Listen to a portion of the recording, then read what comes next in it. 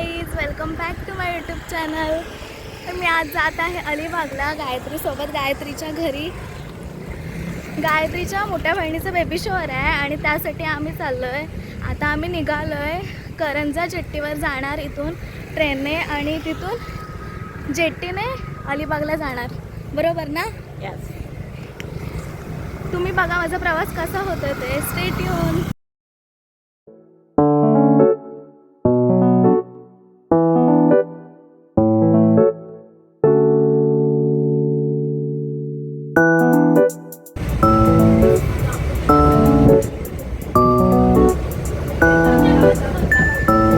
तर इथे पोचले होते मी ट्रेनने उरण स्टेशनला आणि उरण स्टेशनला बसल्यानंतर आम्ही करंजा जेट्टीला जाण्यासाठी तिथून ऑटो पकडली आणि ऑटोमध्ये पूर्ण माणसं भरून घेतलेली, त्याच्यामुळे नीट बसता पण येत नव्हतं आणि मागे सामान ठेवायला जागा पण नव्हती, त्याच्यामुळे एवढी मोठी बॅग मला मांडीवर घेऊन बसावं लागलं. आता आम्ही पोचलो आहोत करंजा जेट्टीवर. ही आहे जेट्टी आणि इथून आम्ही जाणार आहोत रेवस. रेवस काय असतं? जेट्टी. रेवस जेट्टीने जाणार आहोत आम्ही अलिबागला. चला अजून तुम्हाला अजून दाखवते मी.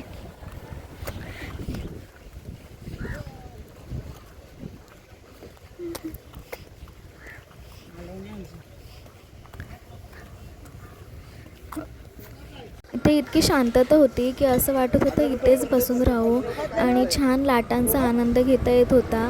एकदम पीसफुल वाटत होतं इथे. त्याच्यानंतर फायनली आमची बोट आली आणि आम्ही वाट बघत होतो ती कधी लागते किनाऱ्याला. किनाऱ्याला लागल्यानंतर आम्ही लगेच बोटीमध्ये बसून घेतलं.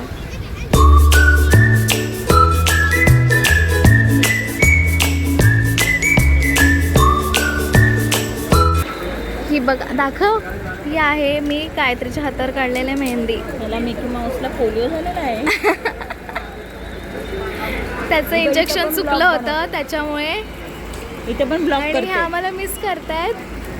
ह्या दोघी नाही आल्या आमच्यासोबत. नको रडू आपू, नको. जाम दुखते. मी 3 ते 4 वर्षानंतर बोटीमध्ये बसत होते. खरं तर माझ्या गावी, माझ्या तिकडे, माझ्या मावशीकडे जाताना पण बोटीतूनच जावं लागतं आम्हाला. त्याच्यामुळे लहानपणापासून सवय आहे बोटीत बसायची आणि इथे मी 3-4 वर्ष माझ्या मावशीच्या गावी गेलेच नाही आहे. त्याच्यामुळे आता खूप वेळानंतर बसते तर मला खूप छान वाटतं आहे. जुन्या आठवणी जाग्या झाल्यासारख्या वाटल्या.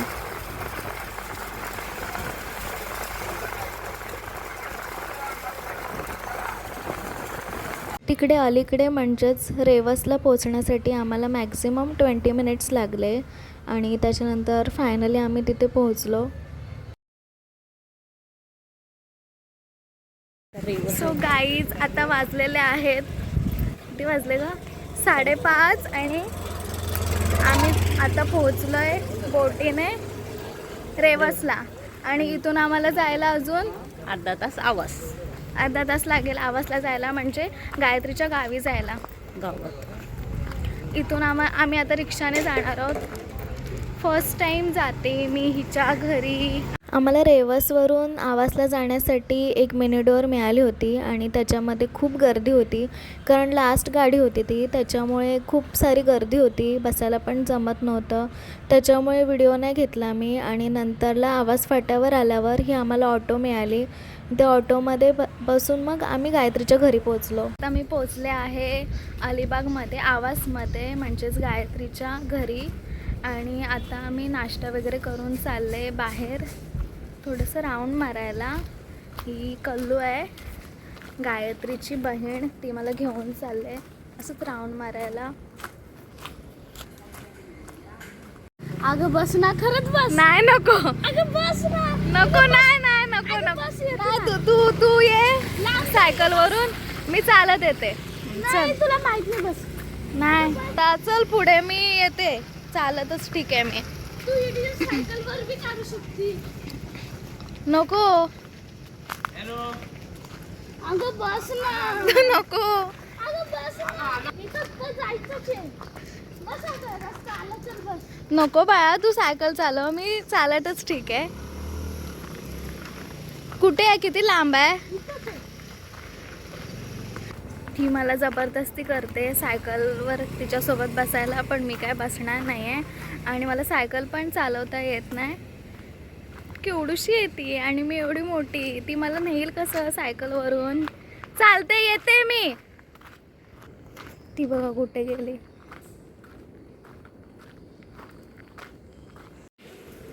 कुठे घेऊन चालली मला? इथे गावातच सगळीकडे रिसॉर्ट होते आणि ते सगळ्यांच्याच ओळखीचे होते, त्याच्यामुळे तिथे जाऊन बसला तरी कोणी काही बोलत नव्हतं आणि ही मला तिथेच घेऊन आली होती. मी फर्स्ट टाईम आले इकडे आणि इकडे पण मला सेमच वाटतं आहे जसं माझ्या तिकडे आहे. म्हणजे हे पण कोकणच आहे, सेम वाटतं आहे मला सगळं. पण इकडे ना सगळे रिसॉर्टच आहे, रिसॉर्ट विल्ला इकडे मला बघायला भेटले. ठीक आहे, सगळे विल्ला आणि रिसॉर्ट आहे तिकडे. पब्लिक खूप फिरायला येतं.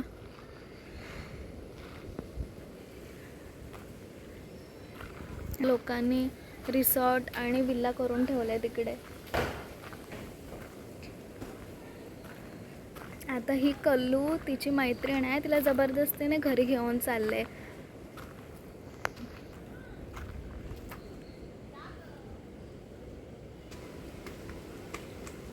त्याच्या सायकलवर बसून जा आता. नाही ती ती तुला पाडणार नाही कधी.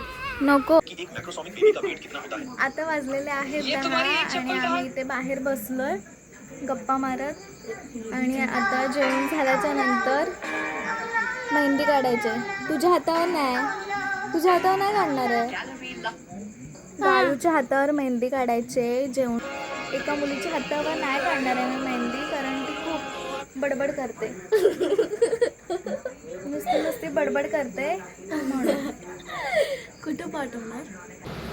काली तर लागून मिळत होती. अरे बडबडी पोरगी एक नंबरची, जिला इंग्लिश जरासं पण समजत नाही. कल्ली कल्ली.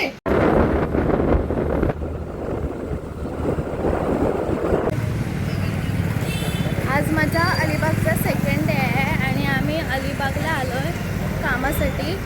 आणि ही मुलगी मला एकदम प्रिन्सेस ट्रीटमेंट देते. काय बोलतात त्याला, सगळं हातात आयतं देते मला. तसं तिकडे राहतो तिकडे तसं काय होतच नाही, सारखे हडतूड करत असते. आणि इकडे आल्यावर सगळं हातात मिळतं आहे मला. प्रिन्सेस ट्रीटमेंट देते एक प्रकारे. तुला काय बोलायचं आहे? चं काम होतं तहसीलदार ऑफिसला आणि आम्ही तिकडेच चाललो होतो. त्यानंतर अलिबागचं जे फेमस तलाव आहे हिराकोड तलाव, तिथे मला घेऊन आली.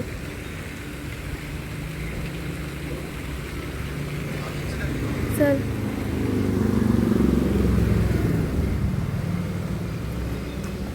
हे आहे सुंदर असं तलाव.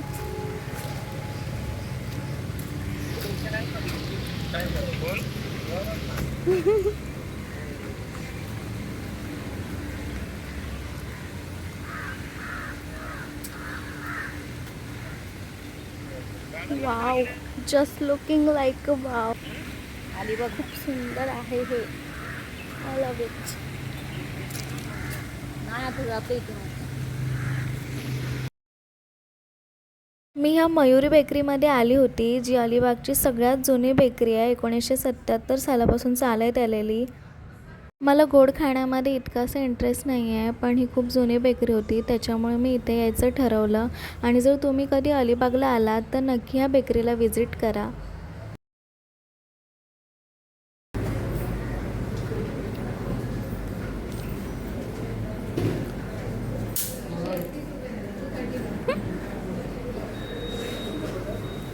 आम्हाला रुखवतामध्ये एक चॉकलेटची बावली तयार करायची होती आणि सिंपल बावली होती, ती कुठेच मिळत नव्हती. फायनली ह्या दुकानामध्ये आम्हाला ती मिळाली. आम्ही करत आहोत रुखवतासाठी शॉपिंग. दीदीचं बेबी शॉवर आहे, तिथे रुखवत मांडायचं आहे आणि त्याच्यासाठी शॉपिंगला आलं आम्ही. हे सगळं घेतलं आहे, सूप वगैरे. अजून अर्धी शॉपिंग बाकी आहे आमची. त्याच्यानंतर घरी जाऊन थोडंसं डेकोरेशनची तयारी करायची आहे. आणि हिच्या हातावर मी मेहंदी काढलं आहे.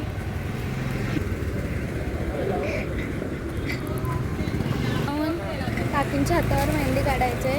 मेहंदीचं काम माझ्याकडे आहे. मला एवढी काही जमत नाही मेहंदी, पण जेवढी जमते तेवढी बाकीच्यांना आवडते, म्हणून मी नेहमी सगळ्यांच्या हातावर मेहंदी काढत असते. फायनली आम्ही शॉपिंग करून आता पोहोचलो आहोत परत गायत्रीच्या गावाला आवासमध्ये. आणि आम्हाला गायत्रीची दीदी घ्यायला येते स्कूटी घेऊन, तर आम्ही तिची वाट बघतोय ती कधी येते.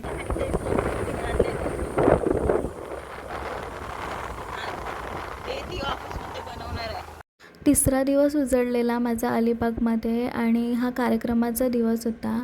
आणि असा सगळा रुखवत मांडला होता आम्ही. चॉकलेटची बावली आणि सगळं खाण्याचं वगैरे खाऊ हे सगळं तिथे मांडलं होतं. आणि आम्ही खूप लवकर पोचलो होतो हॉलमध्ये, गायत्री, मी आणि तिची दुसरी दीदी. आणि अशी आम्ही जाऊन सगळी तयारी केली होती तिथे. आणि इथे तिच्या मोठ्या दीदीचं फोटोशूट चालू होतं. दीदी खूप सुंदर दिसत होती. मी तुम्हाला पुढे दाखवेनच जवळून ती कशी दिसत होती ते. तिचं ओव्हरऑल लुक खूप छान होता आणि खरंच तिच्या चेहऱ्यावर ग्लो आला होता. जो 9व्या महिन्यामध्ये मदरच्या चेहऱ्यावर ग्लो येतो तसा ग्लो आला होता तिच्या चेहऱ्यावर.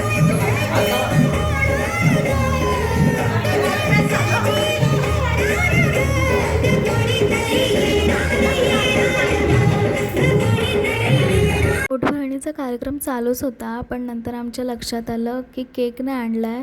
केक कट करायचा होता, म्हणजे छोटंसं सेलिब्रेशन होईल. आणि ही दीदी आणि मी आम्ही दोघी चाललो होतो केक आणण्यासाठी. आणि अशी मी दिसत होती. कशी दिसते ते कमेंट करून नक्की सांगा.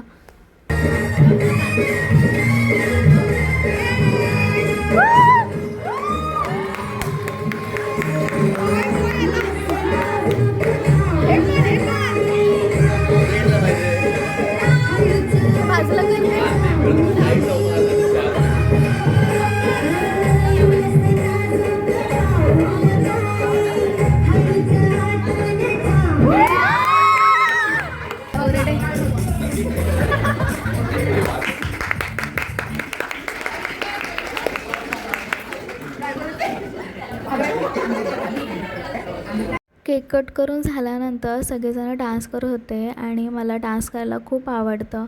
मी तर चान्सच शोधत होते की मला कुठे नाचायला मिळतं आहे. आणि मी थोडी तयारी पण केली होती दीदीला खुश करण्यासाठी. थोडीशी प्रॅक्टिस करून मी तिथे डान्स परफॉर्म केला.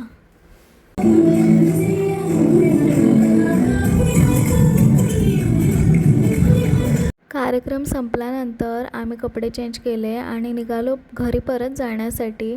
आणि इथे आमची रेस चालू होती की पहिलं कोण पोचतं आहे, पुढे कोण जातं आहे. आणि ह्याच्यामध्ये पण खूप मजा येत होती.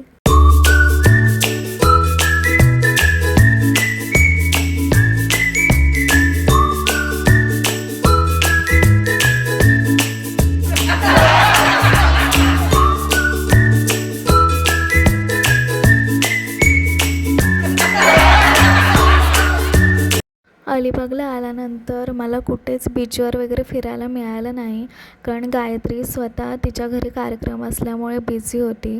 पण नेक्स्ट टाईम मी जेव्हा येईन तेव्हा नक्कीच व्लॉग बनवेन आणि कुठेतरी फिरायला जाईन. हा व्लॉग मी आता इथेच एंड करते. काळजी घ्या. भेटूया नेक्स्ट व्लॉगमध्ये. Bye bye.